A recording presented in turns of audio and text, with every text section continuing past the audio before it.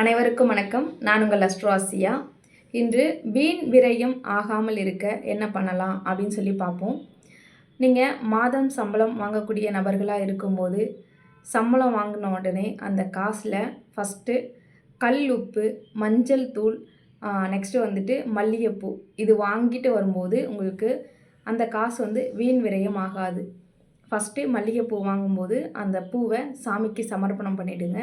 கல்லுப்பில் நீங்கள் தீபம் ஏற்றிக்கலாம். மீதம் இருக்க கல்லுப்பை சமையலுக்கு பயன்படுத்திக்கலாம். மஞ்சள் தூளுமே சாமிக்கு பயன்படுத்திக்கலாம். மீதம் இருக்கிறத சமையலுக்கு பயன்படுத்திக்கலாம்.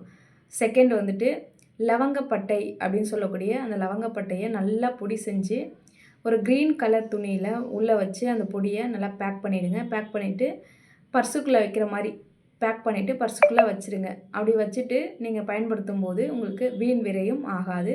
முயற்சி பண்ணி பாருங்கள். நல்ல ரிசல்ட் இருக்குது. நன்றி, வணக்கம்.